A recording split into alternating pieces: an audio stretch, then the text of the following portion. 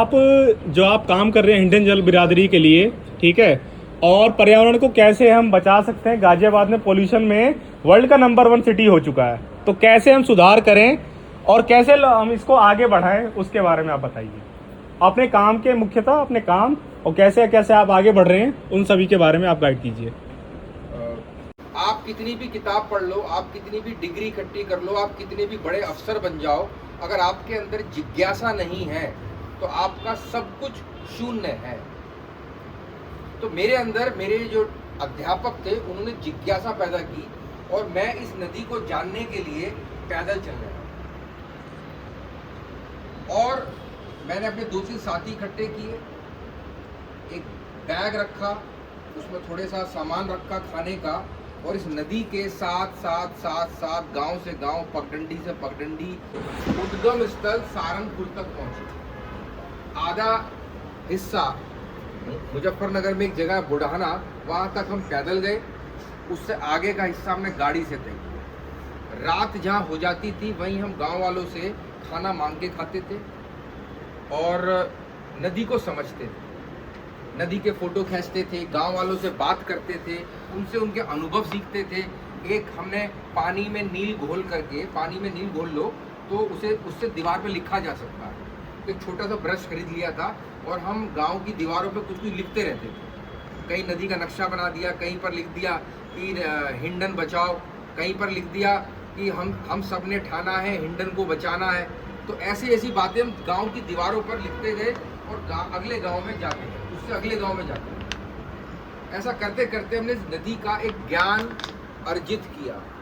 और हमारे किसी भी टीचर ने, मेरे किसी भी परिवारजन ने, गाजियाबाद में इतने विद्वान लोग थे, किसी ने भी इस हिंडन नदी की मुझसे पहले या मेरे दोस्तों से पहले कभी कोई यात्रा नहीं की थी। ना आज़ादी से पहले की थी, ना आज़ादी के बाद की थी। मुझे ये सौभाग्य प्राप्त हुआ। मेरे लिए भारत माता एक नक्शा नहीं थी, मेरे लिए धर्म पुस्तक नहीं था, मेरे लिए था यात्रा। और मैंने यात्रा करना सीखा।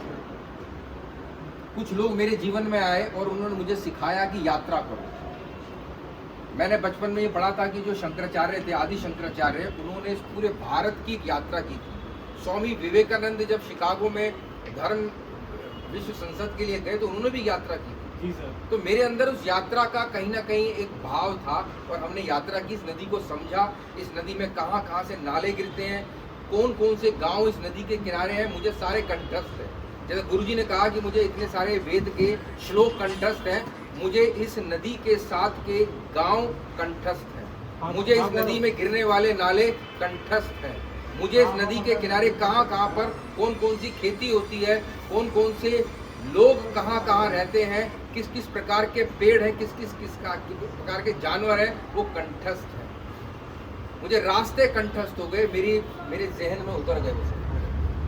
तो मैंने अपनी जिंदगी को और पर्यावरण को एक यात्रा के माध्यम से सीखा। इस नदी की यात्रा ने मुझे जो सिखाया, इतना सिखा दिया कि इस गाजियाबाद के डीएम, गाजियाबाद के जीडीए के वीसी, गाजियाबाद के नगर निगम के नगर आयुक्त, इन तीनों अफसरों को मैंने दिल्ली की अदालत में लाके खड़ा कर दिया। तीनों मेरे सामने खड़े हुए थे और मैं वादी था कि हिंडन में गाजियाबाद शहर का कूड़ा ले जाके डाला जाता था, हिंडन नदी में नाले डाले जाते थे, हिंडन नदी की जमीनों पे कब्जे किए जाते थे और प्रशासन मूक दर्शक था। और मुझे जो शक्ति प्राप्त हुई सरकार से लड़ने की और जिले के इन तीनों बड़े अधिकारियों से लड़ने की, वो मुझे उस पदयात्रा से वो शक्ति प्राप्त हुई। तो मेरा आज आपके साथ जो संवाद है वो यात्रा को लेकर के है और उस यात्रा के साथ मेरा पर्यावरण है और मैंने उसको इस तरीके से समझा। इसी यात्रा से मैंने रामचंद्र जी को समझा। मैं राजनगर एक्सटेंशन, यहाँ एक जगह है जहाँ पर बड़ी बड़ी सोसाइटी में, बड़े बड़े फ्लैटों में लोग रहते हैं, वहाँ पर DPS school, Khaitan public school और इंग्लिश के स्कूलों में पढ़ने वाले बच्चे जो कि आपकी आयु वर्ग के हैं, मोहन जी, जो आपके जैसे ही हैं, वो बच्चे, लड़के लड़कियां, हर प्रकार के बच्चे हैं, पिछले 3 वर्षों से मैं उन बच्चों को रामलीला करा रहा हूँ। और पहले साल रामलीला थोड़ी छोटी थी, फिर बड़ी हुई, अब बड़ी हुई। वो सब बच्चे रामलीला सीखते हैं महीने भर और फिर रामलीला को करते हैं। 500-700 दर्शक, पूरी सोसाइटी के लोग नीचे आके उतरते हैं, उस रामलीला को देखते हैं। और मुझे विश्वास है कि आने वाले कुछ सालों में वो रामलीला हिंदुस्तान की एक चर्चित रामलीला मैं बना दूंगा साहब। और राम के व्यक्तित्व को, राम के चरित्र को और राम के दर्शन को मैंने पदयात्रा में महसूस किया। क्योंकि राम को जो वनवास हुआ था, तो जब हम इस पदयात्रा में थे तो हम भूखे रहे कई दिन। हमें हर गांव में खाना नहीं मिलता था, मैं कह देता हूँ ये बात, लेकिन हर गांव वाले हमें खाना नहीं देते थे। कुछ लोग हमें चोर समझते थे, कुछ लोग हमें सोचते थे कि बहरूपिये हैं। कई बार कुत्ते हमारे पीछे पड़ जाते थे। गांव वालों ने कहा कि तुम जा तो रहे हो, लेकिन बीच में कई जंगली सुअर हैं और तुम पे हमला कर देंगे। तो हम अपने साथ डंडे रखते थे कि जंगली सुअरों ने हम पे हमला कर दिया तो हम उनसे अपनी रक्षा कैसे करें। कई बार हम भूखे रहे। कई बार हमने आसपास के खेतों से गोभी, गाजर, शलजम, खीरा और कहीं पर गन्ना चुरा करके या तोड़ करके खाया। भूखे भी रहे। जब मैं भूखा रहा, मेरे कुछ दोस्त भूखे रहे मेरे साथ, तो मुझे राम के उस वनवास का मुझे वास्तविक ज्ञान हुआ। हमें किसी भी चीज का जो वास्तविक ज्ञान होता है वो कमरे में बैठ करके अध्यापक द्वारा दी गई शिक्षा से नहीं होता। जब हम उसको जीते हैं कहीं जीवन में, जब हम उसकी महसूस करते हैं तो हमें पता चलता है। एक और आखिरी बात कह देता हूँ, क्योंकि आप लोगों को मेरी बात समझ में आ रही है जी।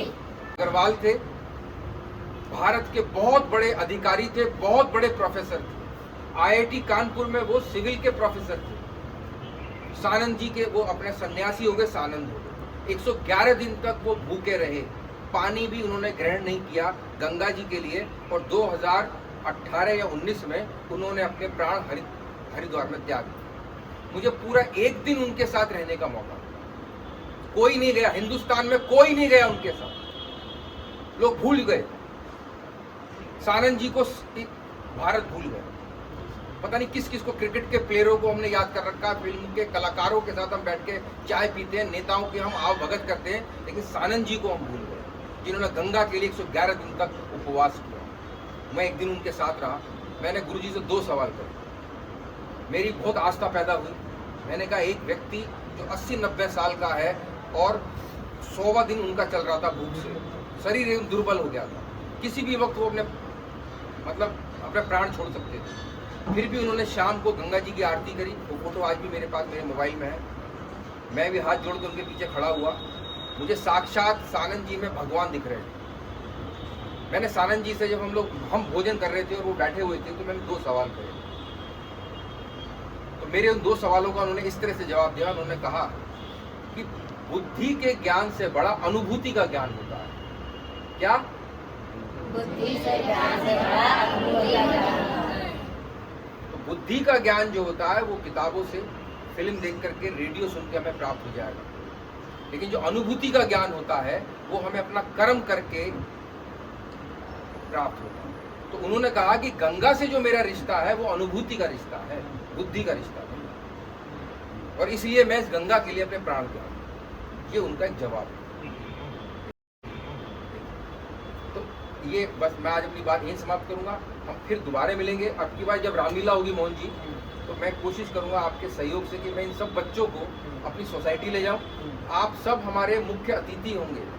हमारा मुख्य अतिथि कोई नेता नहीं होगा और कोई बहुत बड़ा आदमी नहीं होगा। आप सब मेरे मुख्य अतिथि होंगे। मेरे घर आप सब भोजन करेंगे और हमारी रामलीला को, बच्चों की रामलीला को आप सब लोग देखेंगे।